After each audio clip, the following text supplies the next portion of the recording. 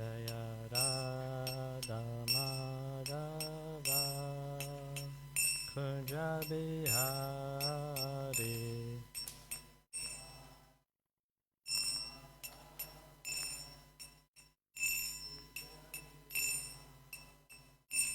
Jaya Radha Madhava Kunja Bihari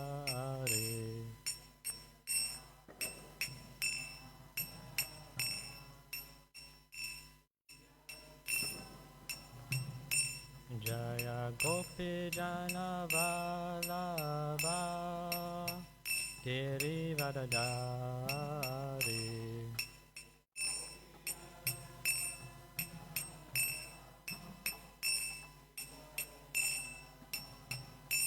Jaya Gopi Jana Vallabha Girivardhari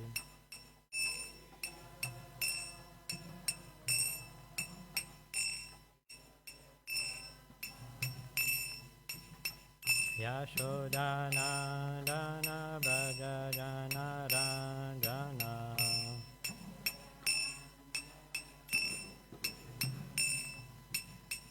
Yashodhana Dana Bhaja Jana Ranjana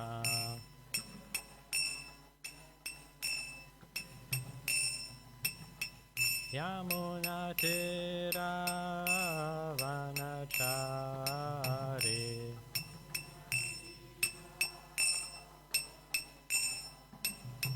Yamuna Tira Vanachari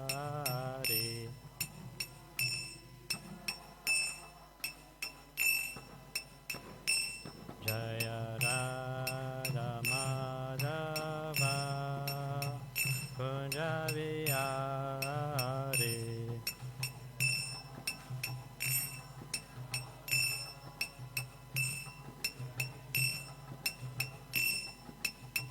Hare Krishna Krishna Krishna Hare Hare Hare Rama Rama Rama Hare Hare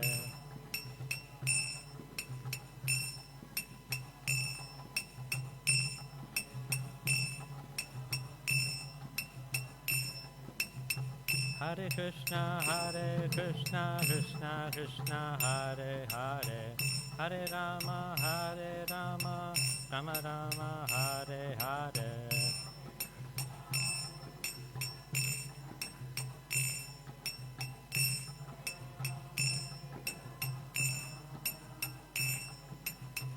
Hare Krishna Krishna Krishna Hare Hare Hare Rama Rama Rama Hare Hare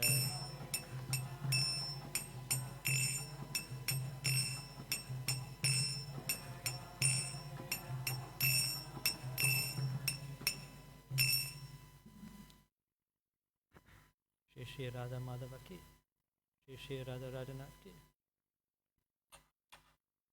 Jayam Vishnupada Pramasa Pariprakacharya Stotara Shata Shri Srimad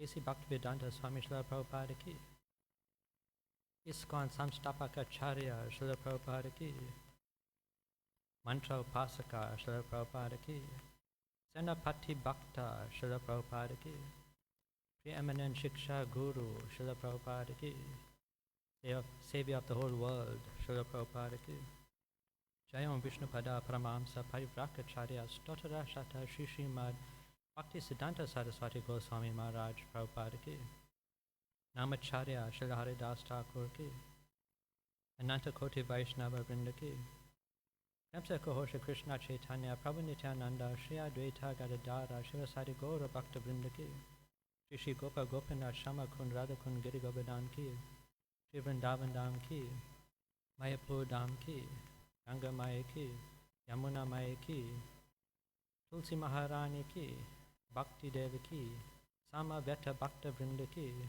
Gaura Premananda all glories to assembled devotees, all glories to assembled devotees, all glories to assembled devotees, all glories to Shri Guru and Shri Gauranga, all glories to Srila Prabhupada. Om Namo Bhagavate Vasudevaya. Om Namo Bhagavate Vasudevaya.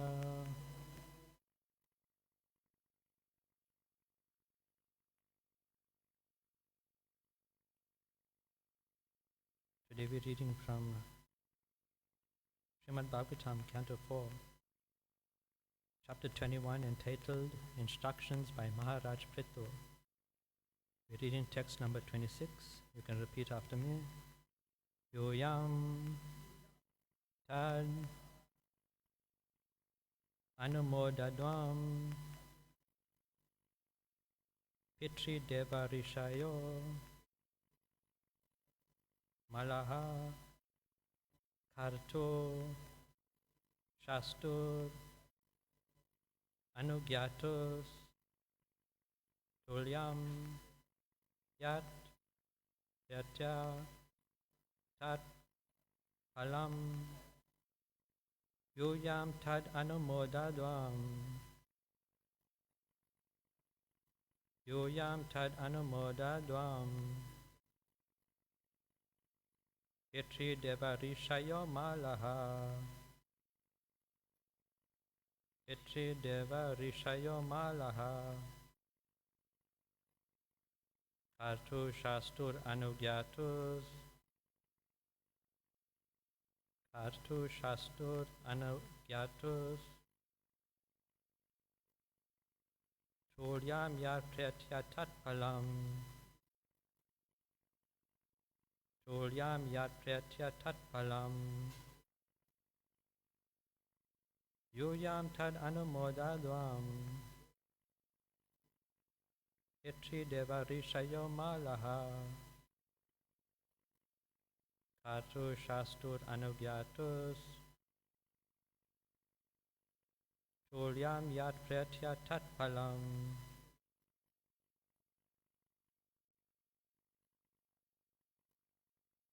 yuyam tad anumodadvam pitri devarishayo malaha kartu shastur anugyatus cholyam yat pratya tat phalam.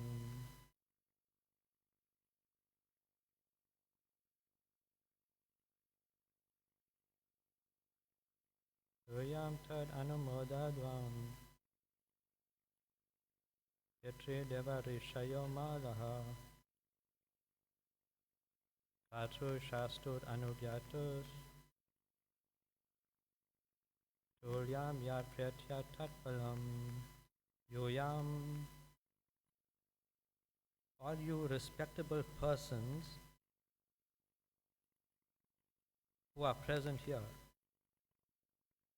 tat, that, anumodadvam, kindly approve of my proposal.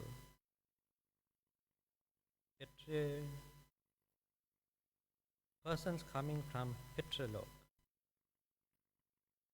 Deva, persons coming from the heavenly planets. Rishaya, great sages and saintly persons. Amala, those who are cleansed of all sinful activities. Karto, the performer. Shasto, the order giver. Anugyato, of the supporter. Tulyam, equal. Yat, which. Pratya, after death. Tat, that. Phalam, result.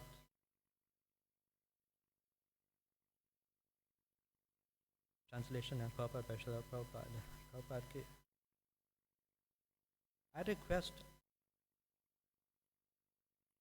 all the pure-hearted demigods, forefathers and saintly persons to support my proposal, for after death the results of an action is equally shared by its doer, its director, and its supporter. Purport. The government of Prithu Maharaj was perfect because it was administered exactly according to the orders of the Vedic injunctions. Prithu Maharaj has already explained that the chief duty of the government is to see that everyone executes his respective duty and is elevated to the platform of Krishna consciousness.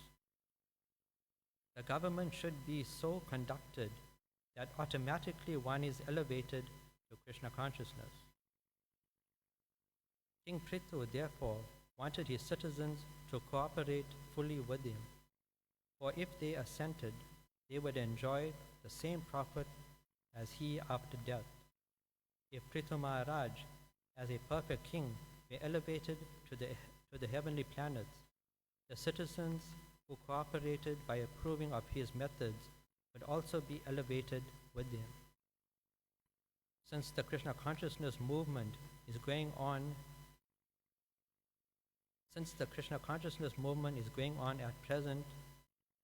at the present moment is genuine, perfect, and authorized, and is following in the footsteps of Prithu Maharaj, anyone who cooperates with this movement or accepts its principles will get the same results as the workers who are actively propagating Krishna consciousness. Om Jnanatimrandasya Gyananjana Shalakaya Chakshut Unmilitam Yena Tasmai Shri Gurave Namaha Shri Chaitanya Manobishtam Stapitam Yena Bhutale Swayam Rupa Kadamayam Dadati Swapadantikam Vancha Kalpatarubhyascha Kripa Sindhube Evacha Patitanam Pavanebhyo Vaishnavebhyo Namo Namaha Ya Krishna Karuna Sindho Dina Bandho Jagat Pate Gopesha Gopika Kanta Radha Kanta Namostate Sapta Kanchana Gaurangi Radha Vrindavaneshwari Vishabhanu Sutadevi Pranamami Hari Priya Jai Shri Krishna Chaitanya Prabhu Nityananda Shri Advaita Gadadara Shivasari Gaura Bhakta Vrinda Hare Krishna Krishna Krishna Hare Hare Hare Rama Rama Rama Hare Hare. The translation again. I request all the pure-hearted demigods, forefathers and saintly persons to support my proposal, for after death the result of an action is equally shared by its doer, its director and its supporter. Hare Krishna.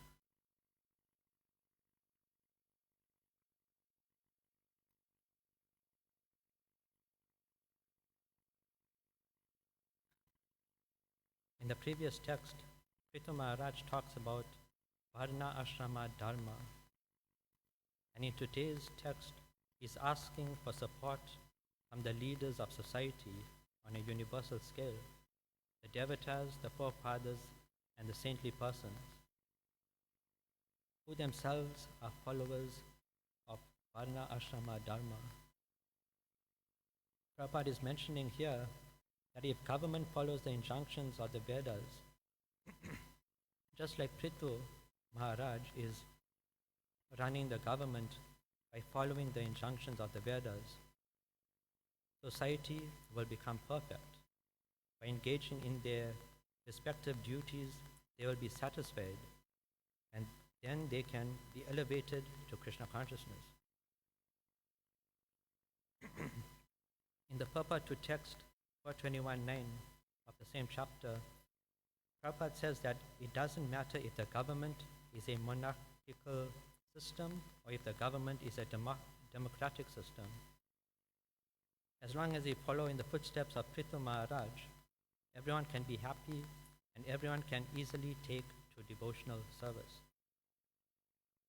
So Prithu Maharaj is promoting Varna Ashrama Dharma. Varna Ashrama Dharma consists of 4 social orders and 4 stages of life: Brahmana, Kshatriya, Vaishya, and Shudra, and Sannyasa, Vanaprastha, Grihastha, and Brahmachari respectively. The Varna Ashrama Dharma system is structured in such a way that the jiva will obtain or will get the opportunity to enter spiritual realization, whether it be Brahman, Paramatma, or Bhagavan. The entirety of Vedic culture is meant to take you out of the material world. So this is how Varna Ashrama Dharma works. Janmana Jayate Shudra. Everyone that takes birth is born a Shudra. So when the living entity takes birth in a human form, he becomes a Shudra. The duty of a Shudra is to serve the higher orders and to live honestly and piously. So at the end of his life, the Shudra will get promoted. In his next life, he will be born into a family of Vaishyas. Then the same Jiva, performing his duties as a Vaishya and living in piety, will then be promoted to a Kshatriya in the next life. Then as a Kshatriya, working towards fulfilling the directions of the Shastras and accumulating pious merits, will then take birth in the family of Brahmanas. In this way, the living entities can awaken their suppressed consciousness and dive deeper into spiritual realization lifetime after lifetime. On the other hand, if you use deductive reasoning, if you are impious, you are sinful, then the application of Varna Ashrama Dharma should apply in reverse.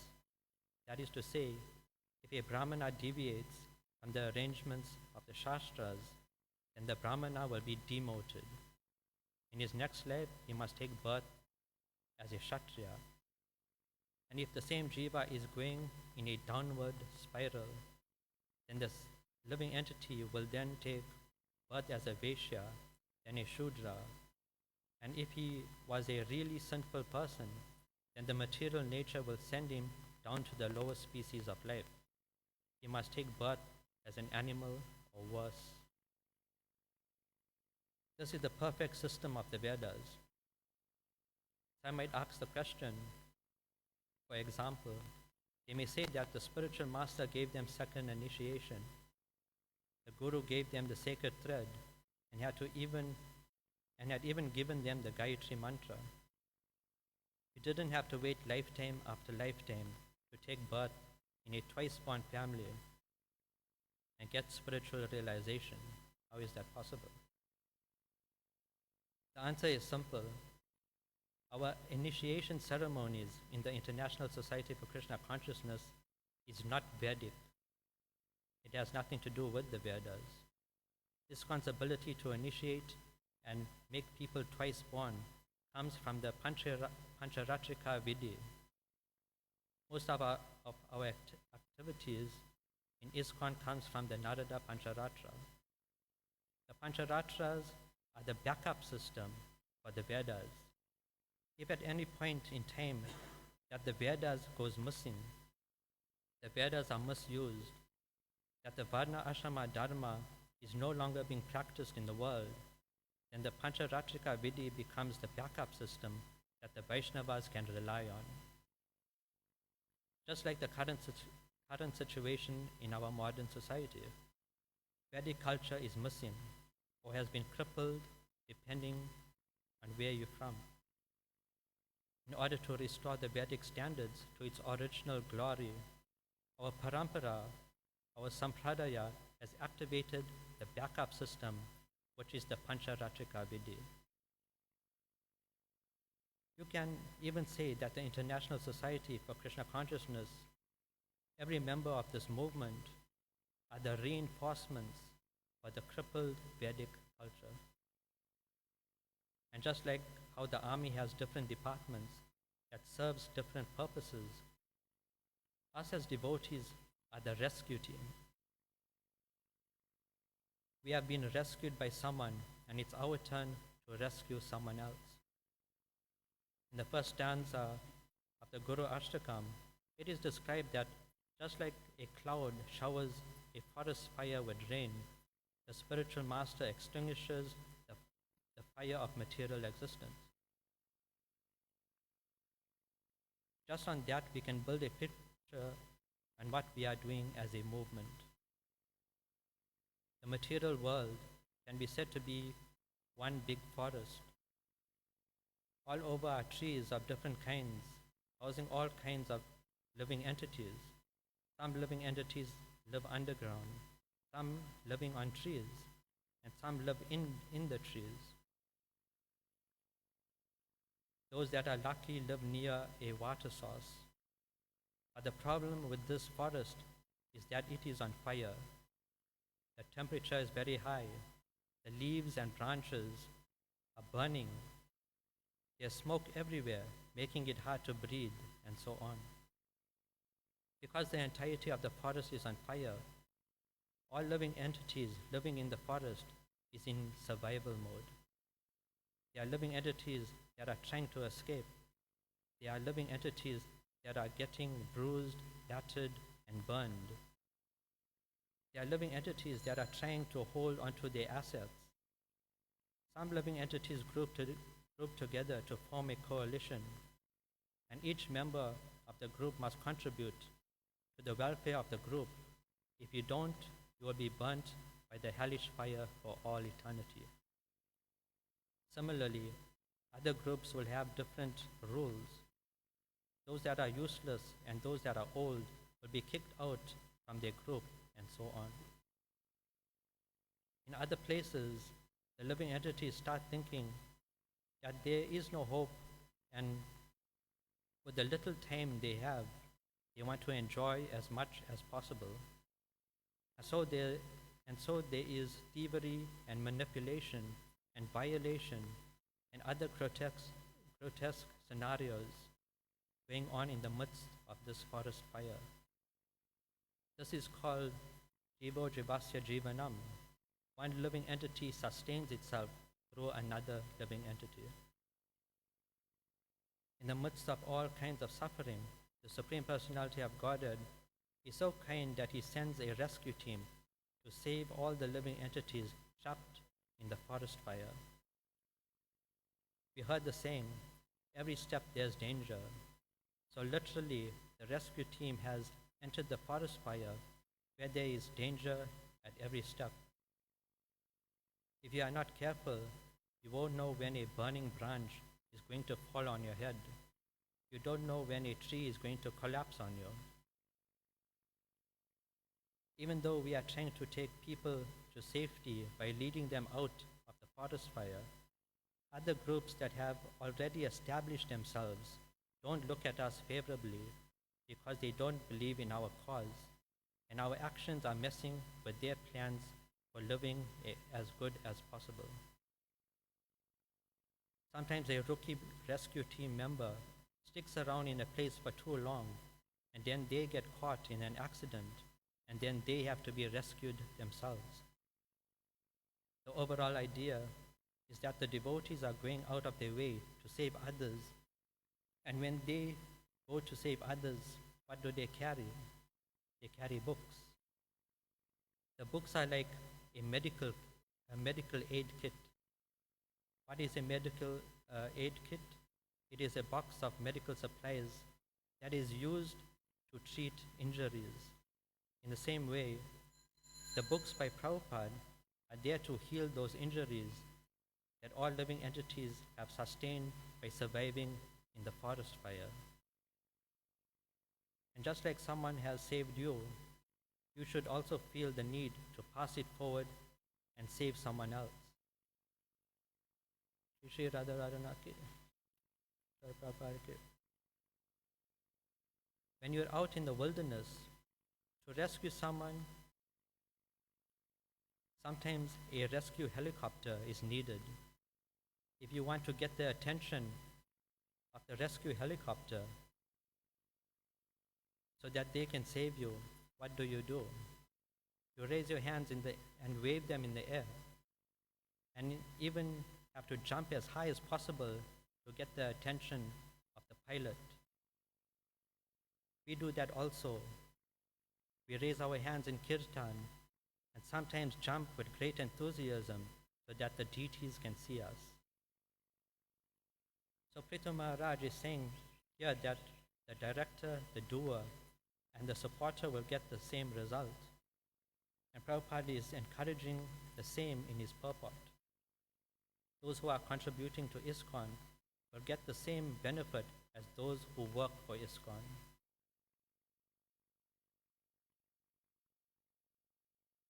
Another important point can be made here, especially when Prabhupada talks about the movement. Prabhupada says that at this present moment, the Hare Krishna movement is genuine, perfect, and authorized. The key words here is at the present moment. This implies that there will be a time when the Hare Krishna movement will not be genuine, perfect, and authorized. In other words, there will be deviation. At some point, an ISKCON will enter a state of decline.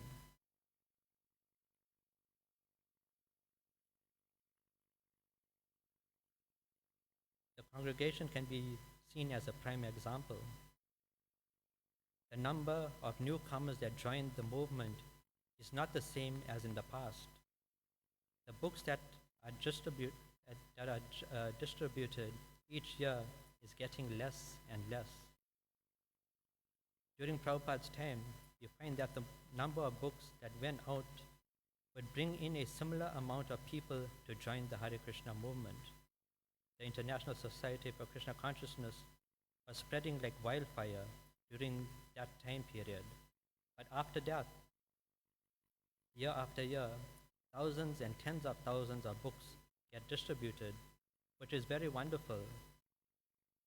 Unfortunately, the number of people who take the Hare Krishna movement seriously is getting less and less. For every 1,000 books that went out, maybe one person decided to become a devotee. If we were lucky, we might even make one family interested in devotional service. But that doesn't change the fact that more and more people have no interest in Krishna consciousness. What this tells us is that there is a void that is disabling the book from connecting with the recipient. The late Lakshminath Prabhu, after distributing books, he would always say that we have to go back and follow up, follow up, follow up, follow up. Otherwise, we are going to lose them. And you know what happened? The team that distributed the books didn't follow up. And no one new came to Krishna consciousness from the books that were distributed. There's nothing wrong with the Hare Krishna movement. There's nothing wrong with the 7 goals of ISKCON. There's nothing wrong with Prabhupada, and there is certainly nothing wrong with Prabhupada's books. However, there appears to be a problem with the devotees. For example, my godbrothers Krishna Chaitanya Prabhu and Patita Pavan Nitai Prabhu who are prominent book distributors in our congregation. On an occasion, they were distributing books, and something interesting happened. They would meet people, and the people that they would meet would say that they have the books already. The thing is that they weren't saying that they got the books just to avoid buying books or to get rid of the devotees. Instead, they would actually invite Krishna Chaitanya Prabhu and Patita Pavan Nitai to their home, and they would show that they got the books for real. And it's not that they just have the books, they are studying the books. Certain paragraphs are marked with a highlighter. They took down thumb notes and similar things. These people were following the instructions of Prabhupada through his books. No meat eating, no gambling, no intoxication, and no illicit sex. And they chant the Hare Krishna mantra as a form of meditation. But do they want to join ISKCON? No. They are following everything in Prabhupada's books, but they are not interested in joining the Hare Krishna movement, a movement filled with Hare Krishna devotees, which in turn becomes the reason as to why people who want to follow Prabhupada's instructions are not joining the movement. Something is wrong with the devotees. Instead of attracting people, they are repelling people. Another example, many years ago, Vaisheshika Prabhu had come to South Africa and he gave a talk about his book called The Family Business, a book about book distribution. And he gave many book distribution stories. One such story involved a dog owner and his dog. The dog was rummaging through a random bin, and the dog owner went to retrieve his dog from the garbage. While doing so, the dog owner found Prabhupada's book in the bin. The dog owner decided to pick up the book, and he eventually read the book, and he became a devotee. There are 2 points to be taken from that story. The first one, the dog owner became a devotee without devotee influence. His Vatma Pradashaka Guru, the Guru who introduced him to Krishna consciousness, was the dog. In this story, the dog's association was more valuable than devotee association. The second point is something that hasn't been questioned. Why was the book in the bin? The story about how the dog found the book and the dog owner became a devotee, it sounds like a touching and a success story about book distribution. But the unfortunate reality is the question, what would have happened if the garbage truck got to the book first? What would have happened to the book? The book, which is non different from Krishna, would have been lost forever. Every year, tens of thousands of books get distributed. But when have you seen tens of thousands of devotees being made? The books are sometimes called time bombs. Decades and decades and decades of books have been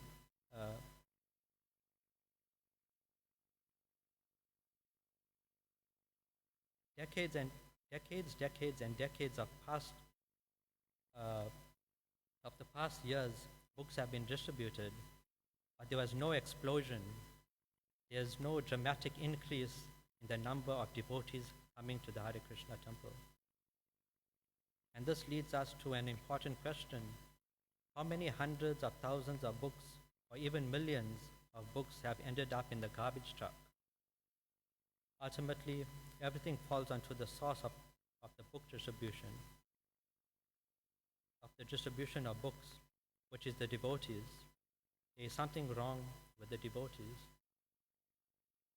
Many years ago, one Prabhu was giving a Bhagavatam class about his experience in traveling, and he told us his experience was something that happened while he was in Joburg. He somehow found himself associating with the Food for Life devotees, and then an incident occurred. The Food for Life team was approached by a foreign woman. This woman was very hysterical. She went through a traumatic experience in the association of terrible men. And now she came to the devotees for help, probably right after the incident. This Prabhu was saying that the devotees are not trained to deal with real people, with real problems based on what he saw. Not like Durban, where we got an exorcist team to get rid of ghosts. Here was a real person with a real problem, someone who really needs help on the spot. Then something shocking happened. Someone from the Food for Life team decided to chase that woman away. You are disturbing our devotional service. So there really is a problem with the devotees, which leads us to a Western saying, when destroying monsters, do not become a monster. In other words, when destroying evil, you should guard against becoming evil. In Prabhupada's second prana mantra, Gauravani Nirvishesha Shunyavadi Paschatya Deshatarina, bringing the message of Lord Chaitanya to deliver the Western world from voidism and impersonalism. But we have the responsibility to guard ourselves from becoming impersonal and void ourselves. In the Srimad Bhagavatam, in this same canto, there is a pastime where Dhruva Maharaj goes to war with the Yaksha race. Dhruva Maharaj didn't remain a small boy who became a pure devotee in 6 months. He grew up and he became the king. Then one day, his brother died, killed by the Yakshas.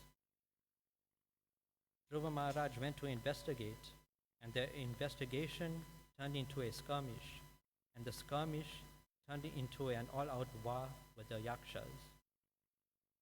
One person, Dhruva Maharaj, versus an entire species. Dhruva Maharaj was all alone in the war, but he was so powerful that he was winning. He was winning and he was eliminating the Yakshas to the point of extinction. Even Dhruva Maharaj was thinking that the Yakshas can't win, so why are they still fighting? Eventually, Swayambhuva Manu had to appear and stop Dhruva Maharaj from completely wiping out the Yaksha race of humans. This brings us to another Western saying. The greatest evil is someone who thinks that they are doing the absolute good. Dhruva Maharaj certainly appeared to be doing the absolute good by killing off the Yakshas. The Yakshas are a species of humans that are ruled by the mode of ignorance. The Yakshas' dietary requirements consists of eating human flesh. So it was a justified idea to kill off the Yakshas. So let's say that Dhruva Maharaj did kill off the Yakshas. What possible outcomes could have happened? In the beginning of Krishna book, we find that Vishnu tells the devatas to take birth in the Vrishni dynasty, and then the Lord appeared in the Yadu dynasty. At the time, the king of the Yadus was Ugrasen. Ugrasen was the father of Kamsa, but Kamsa wasn't part of the Yadu dynasty. Krishna book tells us that Kamsa was part of the Bhoja dynasty. The mystery of why Kamsa was not part of the Yadu dynasty is revealed in the Garga Samhita. Kamsa is not the biological son of Ugrasen. The Garga Samhita tells us that the wife of Ugrasen, Padmavati, went to visit her parents, and so she was separated from her husband for a period of time. But one night, her husband, Ugrasen, suddenly appeared, and they spent the night together. But Padmavati realized that the man she spent the night with looked just like her husband, but didn't have the attitude and habits of Ugrasen. He was an impostor. The impostor was named Gobila, and he was someone from the Yaksha race. Kamsa was a Yaksha. If Dhruva Maharaj had killed off the Yakshas, there would have been no Gobila and no Kamsa. Therefore, no reason for an eighth son of Devaki to appear. If Dhruva Maharaj killed off the Yakshas, then there would have been no Kuvera, the king of the Yakshas, in the 7th Manvantara, and in turn, no Manigriva and Nalakuvara, who are the sons of Kuvera, which means there would be no twin Arjuna trees and no reason for Krishna to tie himself up, and no reason for Damodara Leela to take place, and no reason to celebrate Kartik. But Swayambhuva Manu did stop Dhruva Maharaj. When you look at the pastime from the perspective of the Yakshas, what did the Yakshas see? They didn't see love and devotion. They didn't see a Vaishnava or a representative of the Supreme Personality of Godhead. They saw a monster, someone so evil that they were left with no hope for survival, someone more evil than them. If you were in their shoes, You won't be fighting because you thought you could win. You'll be fighting out of fear. You'll be fighting for one extra moment at life. That's why Swayambhuva Manu came. He saw his grandson had deviated from Krishna consciousness. He practically told Dhruva Maharaj that his actions have gone too far. This is not how a representative of the Supreme Personality of Godhead should behave. Having been reminded of his Krishna consciousness, Dhruva Maharaj had stopped. When destroying evil, you must guard against becoming evil. Dhruva Maharaj failed to guard himself and he deviated from Krishna consciousness. He could have stopped after he found his brother's killer, but he didn't and continued to kill those who were innocent just because they shared the same species as his brother's murderer. This is very important for us to be aware of, as we can deviate from Krishna consciousness and not know that we did. The greatest evil is to think that we are doing the absolute good. In the 11th canto, we read about the annihilation of the Yadu dynasty. The Yadus killed each other in a civil war. And this was perfectly orchestrated by the Supreme Personality of Godhead. And Krishna only had one reason for this whole setup. That is to prevent the Yadus from becoming villains. If Krishna left the material world first, out of love for Krishna, the Yadus would turn the whole world upside down just to look for Krishna who is missing. From the perspective of the Yadus, they would be doing something very touching, stopping all their activities solely focus on looking for Krishna. But from the perspective of outsiders, it would appear that these Yadus would be creating havoc, turning the world upside down and inside out. They would be practically destroying the world, and that would be perceived as something very evil. So Krishna made it so that they left the material world first before he did. If the devotees are seen as evil by outsiders, then how are we going to inspire those who are entangled in the material world to leave the material world? Then we'll be doing a disservice rather than devotional service. Prabhupada created a house where the whole world can live in. But Prabhupada also said that ISKCON cannot be destroyed from the outside. It can only be destroyed from the inside. That means that ISKCON has infiltrators. In the beginning of the Krishna book, what do we find? The demons have infiltrated the families of Kshatriya kings. Then Krishna got rid of them through the Mahabharata. Thousands of years later, the agents of Kali Yuga infiltrated the families of Brahmanas.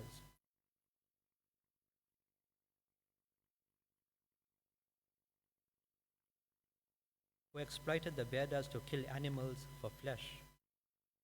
So Buddha came to protect the Vedas by banning its use. As the saying goes, history always repeats itself. The International Society for Krishna Consciousness has infiltrators who are agents of Kali Yuga. And the greatest infiltrator is someone who doesn't know that they are the infiltrator. If you were an enemy of ISKCON in this congregation, what is the first place you'll attack in order to poison the whole congregation?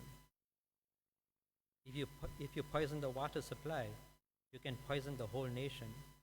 In the same way, the one department that connects all the devotees in the yatra is the deity department. If you attack it, it will affect the entire congregation. So Prithu Maharaj is saying that the director, the doer, and supporter share the same result. So as devotees, let's help ISKCON positively and not negatively. Otherwise, there is going to be a chained seva aparad that connects every devotee through association. And that seva aparad will hinder the progress advancement and expansion of the International Society for Krishna Consciousness. I'll stop over here. Any questions or comments? Srimad Bhagavatam here.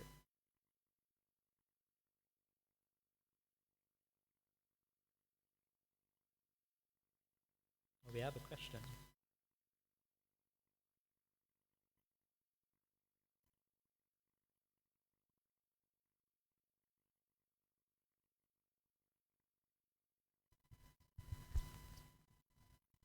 A couple of things that we were reading before about the Vedic government.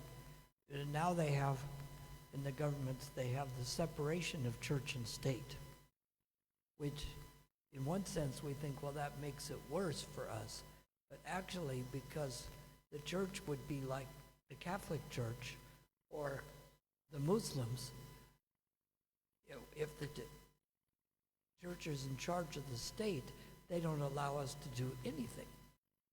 So in this age, the things of having the separation of church and state actually makes it better. Sometimes we think the people that want a highly religious government, but the government will be against us, will make it worse for us. And the other was, it's a tragedy to hear those stories, but we should be able to bring them out. And as far as books, many places are doing more, like Laguna Beach. Mayapur is doing like 40% more than the next two temples behind them. So I think some of the things that apply here, one of the main things is like Radhanath Swami says in a lecture, how should I deal with people? He said the first premise is, how can I be helpful? So how could that devotee miss it, that someone comes along saying that she's been abused and they chase her away? What kind of training came there? I have no idea about that situation, but that's what the devotee told us had happened. And Prabhupada said that we first had to be conscious before we become Krishna conscious. Yes. We had to present the things properly. Even here last year, some new people were there, and it was a Kadasi feast. And the one person screamed at them, saying, you put a piece of corn in the nuts, and you're trying to contaminate the whole temple, and I'm going to go get my gun, and made a whole scene. And it was an older devotee that did that. And there was two people that were fairly new devotees, and they never came back again. So we have to be on guard for those and speak up when those kind of things happen. That we shouldn't say things, you can say, oh, I'm sorry, it looks like you made a mistake here. But there was no evidence that these devotees had actually made the mistake. But they never came back. You have to realize how to deal with things in a way that you can present something not offensive. Like if a person lights up a cigarette, you don't scream at them and tell them you're going to hit them with get a gun. You say, I'm sorry, smoking is not allowed here. You present it as a principal interest. But if we expect people to know everything before they get here, that's another thing, is when someone comes to a temple for the first time, you don't start cramming them with regulative principles. Prabhupada said in the beginning, introduce regulative principles. If someone's going to be a brahmachari, live in the temple, but the first time somebody's here, a good goal would be to make friends with that person and make them feel like they want to come back next week. And then you gradually give them more things, instead of trying to find something they do wrong and chastising them for it, and they never come back again. Set a lower goal. Make this person feel like he wants to come back next week. So it's a shame to see here. I remember a few years back ago, the marathon was something like 88,000 books and only 10,000. Yeah. No idea. More people So are you have less to have a interested in strategic Krishna planning. consciousness. At least we have to know, like if there's a big leak, we have to know, okay, the water came from there, or it came, we have to somehow know what it is that changed. Obviously, there may be a few factors, some internal, some outside, but we have to try to be aware of what changed. Do you have any idea with that? How come we're doing like 12% of what we did like 8 years ago?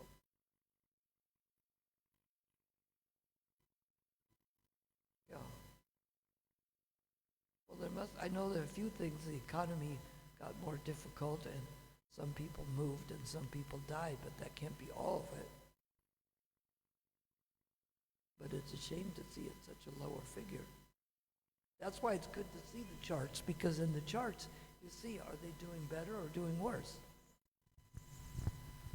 Well, you were speaking about in Prabhupada's times, there was so much book distribution. Remember, in Prabhupada's time, it was a missionary spirit, as opposed to now. Many people, even Prabhupada's disciples, many of them left, and some of them also stayed in temples, and then they carried on book distribution. So you're not going to have the same effect to compare it from Prabhupada's time. That's not a very good reasoning, to compare our progress now. Especially when you look at Africa. Africa is completely different, like from America or the other states. Just go out in the street here, because I've done these things, I can tell you that. Go out in the street here and try to distribute books to Africans. They'll take for nothing, but they won't give you money. That's 90% of the people I'm talking about. And the population is more of African people, the local people. So how are you going to reach them? We were concentrating on Indian people, we were getting book sponsorships, those types of things we were doing. So therefore, at some point you may have seen a high, a high 50,000 books distributed. But really on a one-on-one, nobody is doing that 50,000. It's not like that. So I think that's my take on that. Like Bhakti Charu Maharaj was not impressed when people distributed a lot of books and didn't see people coming. On a few occasions he mentioned it in his classes. So that's my take on it. Thank you. Hare Krishna. That's why it's good when they go, say you go in January to do books. There isn't the Christmas enthusiasm. But one thing how Vaishesha could train people to do it, it's kind of like a double-edged sword. You go to somebody first, you don't say, hey, I'm selling books. But you say, we'd like to invite you to our Sunday program. Here's the address, and here's the mantra we chant. And then you say, we also have some books that help explain this. That way you're inviting, we have that in Laguna Beach. They go out in teams, and people come. They come with the book they bought, and they said they want to come find out about the feast. So if you start with that, it opens it up. They don't go, oh, you're just selling books. You start by inviting people to the Sunday feast, and then you present a book to them, and that way the books are part of educating them in Krishna consciousness. You're not just a bookseller. And then people come. You do that. You go enough places, people will actually come. Correct? Yes. That's what Vaisheshika does. You start out by getting their attention. You give them something. Here's an invitation. You don't say, hey, we're collecting money. You don't start with that. And that way somebody takes something, they got the invitation to the feast.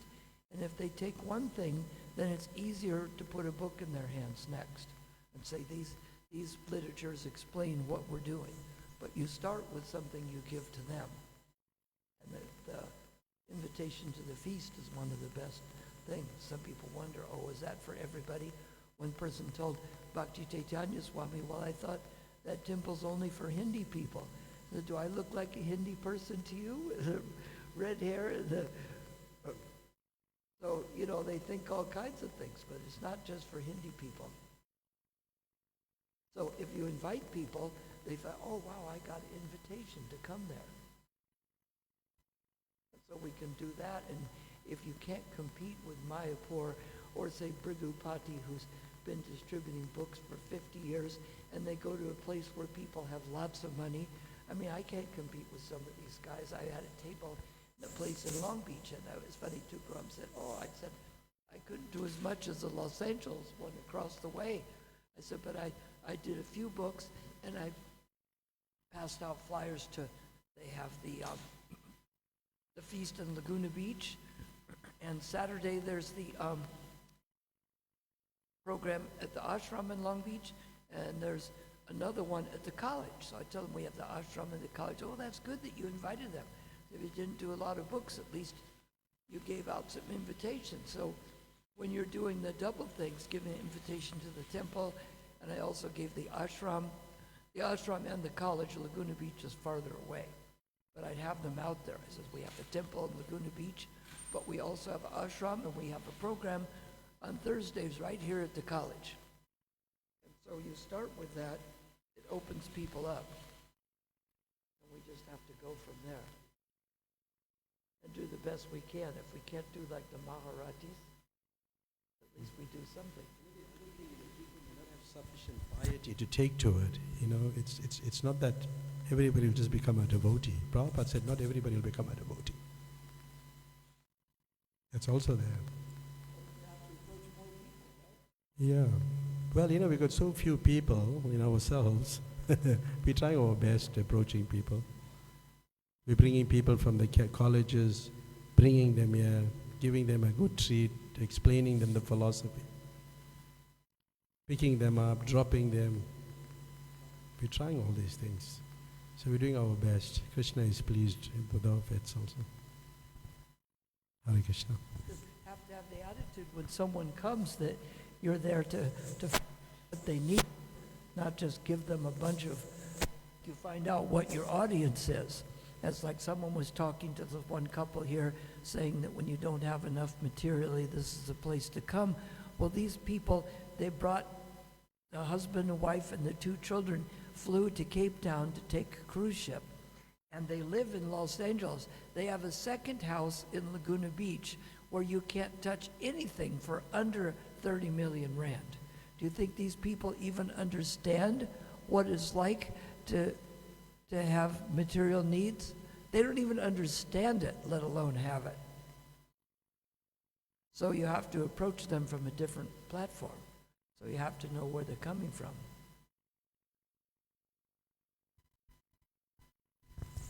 Hare Krishna. Granted Srimad Bhagavatam ki? Ki jai.